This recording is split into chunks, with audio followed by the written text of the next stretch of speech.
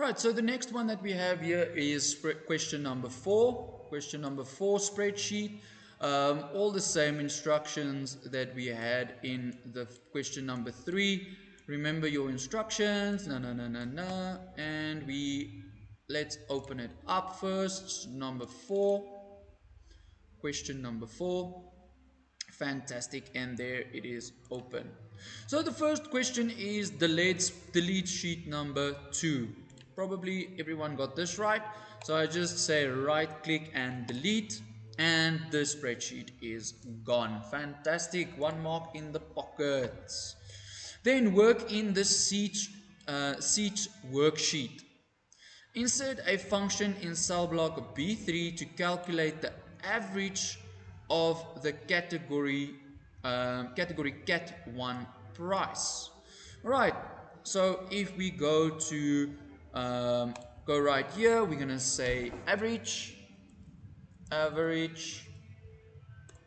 and CAT1 over there, all CAT1, we select the text.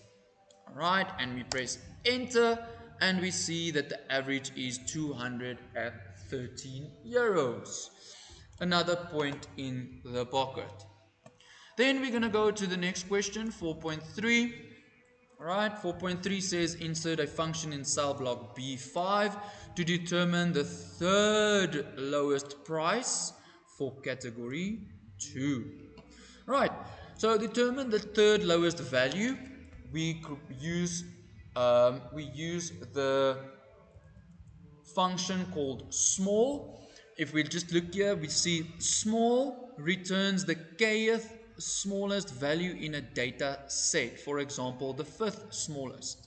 So if we just select this and we give it category number 2, right? We give it category number 2.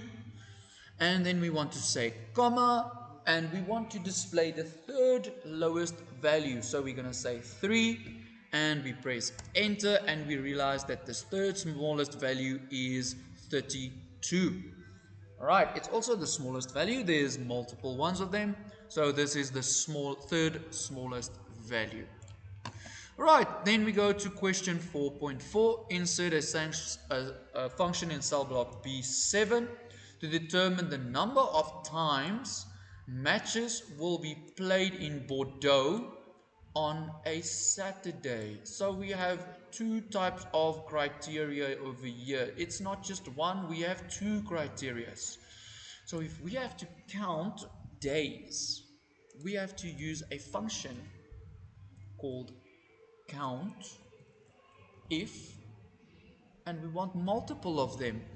So we want to say counts the number of cells specified by the given set of conditions or criteria. So the first one is, let's say criteria range. So we want to count the number of days, the number of times Bordeaux, right? So we're going to say the venue, right?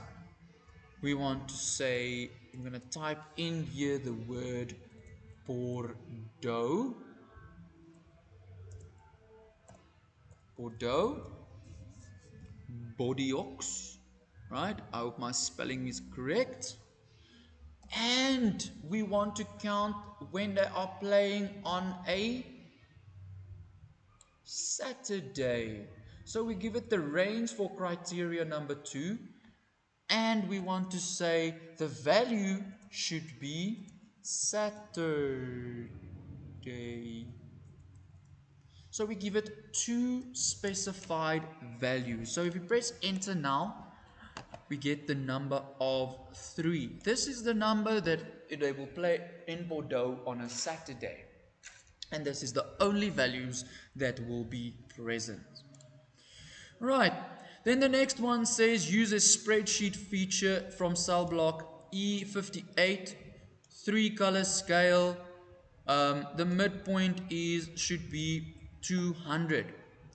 Right, so what can we use? First of all, let's just select the area that they want, because remember, we always need to select the area before we can modify it. Now this modification that they want is they want us to conditionally format this. So we're going to conditionally format this. We want to use a color scale and we want to customize our color scale. Right. So here it says it should be any 3 color scale. So let's say format style is 3 color scale.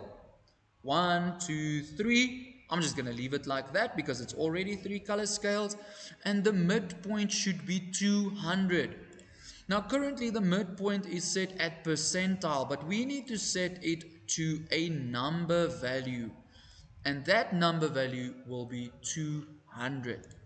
So everything below 200 will be more reddish color, right? So let's put it as the reddish color. And everything higher than 200 will be more of a greenish color. All right, I changed the colors. Now it's nice and bright. Okay, so now if I apply it, I will see that there's a color scale here at 200, 200. It's a very yellow color. Closer to 0 is very red. And then these high colors are very, very green. Okay, so that is it for 4.5. The next one that we have is work in the subtotal worksheet. Right, so let's go to the subtotal worksheet. Right, use a spreadsheet feature to modify the worksheet to appear as follows. Now, if you didn't realize, if they name it subtotal, we are going to use a subtotal function. So let's see if I have a subtotal function if I click here on my hints. If I type in subtotals, hey, there is subtotals. So my action, let's click on subtotals. Fantastic. Let's see what it should look like. So it looks like it gives me the total values for CAT1, for 4, 3, 2, and 1. And it changes every time the date changes. Alright, so let's modify it quickly. So the first thing I need to do is I want to say at what each change of date. So the change of date, I want to get the sum of CAT1, CAT2, CAT3, and CAT4. So if I click on OK now, I will see it looks exactly the same. So it says September, and it's like this: September 9th, September 10th, September 14th, 15th. Right. So there's no need for me to go retype it over and over and over. And you will see here in the formulas, it says subtotal and not sum. That's because I followed the correct method. And finally, we have to save and close the spreadsheet. So let's save and close the spreadsheet. And that is everything for